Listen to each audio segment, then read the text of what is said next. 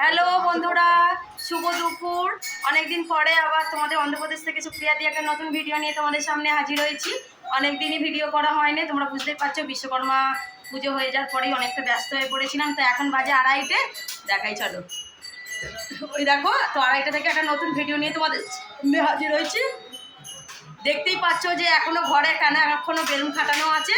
তো হ্যাঁ, আমাদের 1 সপ্তাহ পরে সে বিশ্বকর্মা, যেহেতু তোমাদেরকে বলেছিলাম যে তপস্যার বাবা আমাদের জুয়েলারি লাইনেরই কাজ করে, ওই জন্য আমাদের বিশ্বকর্মার একটা পার্টি বাকি ছিল। তো চলো আজকে সেই পার্টিটা তোমাদের সঙ্গে শেয়ার করি। এরা মুখ তো দেখাবে না, এখানে এরা খেতে বসেছে। আচ্ছা, এই ঘরে এদের সব খাওয়া হয়ে গেছে, বিশ্রাম নিচ্ছে।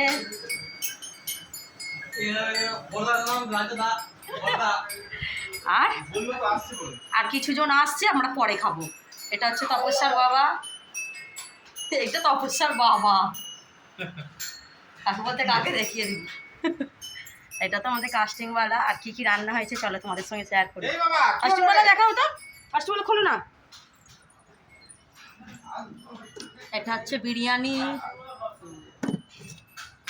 ওটা হচ্ছে এসপি বিরিয়ানি রে, এটা বনলেস কারি। আচ্ছা, সেইখানে আছে চিকেন পকোড়া। আচ্ছা, আর ওইখানে আছে চলো রায়তা আর সাম্বার।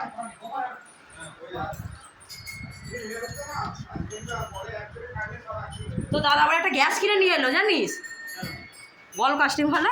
চল একটা গ্যাসও কিনে নিয়ে এসছি, কেননা আমার এই গ্যাস এই ভেঙে ফেলছে। দেখো এইটা কিরকম। হ্যাঁ বলছি, তোমাদের ভাঙছে দেখো, 300-400 টাকার দাম ওইটা।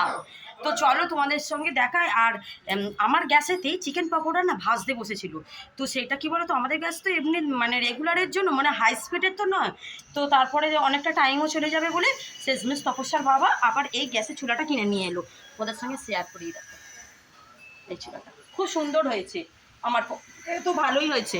এই কোনো পার্টি বা কোনো, আমি যে আমার মেয়ের জন্মদিন বা অন্য কিছু কাজে তো মানে কি কাজে লেগে যাবে। আর আজকে হ্যাঙ্গারটা এখানে বাইরে বার করে দিয়েছি। তো আমাকে কেমন দেখতে লাগছে তোমরা আমাকে কমেন্টে জানিও। আর এইটুকুই ভিডিওটা বানিয়ে রাখলাম, তো তোমাদের সঙ্গে সবার সঙ্গে আমি শেয়ার করে দিলাম। আর রায়তা ওই বিরিয়ানিরই ছিল, আর কোল্ড ড্রিঙ্কস ছিল, আইসক্রিম আছে, আবার সবাইকে আমি আমার খানিক বাদে দেবো। তো ভাবলাম একটু ঘরের অনুষ্ঠান যখন একটু না সাজুগুজু করলে হয়, তো ভাবলাম এই জন্য একটু হালকা করে একটু মেকআপ করে আর একটু করে নিয়েছি। আর তোমরা দেখতেই পাচ্ছ আমার মুখে কি বেরিয়েছে। হ্যাঁ, আমার মুখে র্যাশ বেরিয়েছে। কেন র্যাশ বেরিয়েছে বলতে গেলে, আমার কদিন আগে আমার না জ্বর হয়েছিল, তাতে আমি অ্যান্টিবায়োটিক খেয়েছিলাম না, খেতে দেখতে পাচ্ছি আমার কিছু র্যাশ বেরিয়েছে।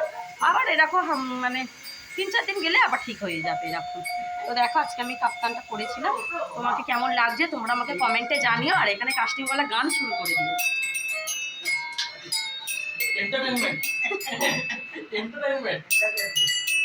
তাহলে ওকে, টাটা। যদি ভিডিওটা যদি তোমাদের ভালো লাগে তাহলে একটা লাইক শেয়ার সাবস্ক্রাইব করো। হ্যাঁ, তোমাদের দিদি খুব তাড়াতাড়ি একটা নতুন ফোন নিয়ে আসছে, আর আগে সেই ফোনটা নিয়ে আমি আর ভিডিও বানাবো না। টাটা।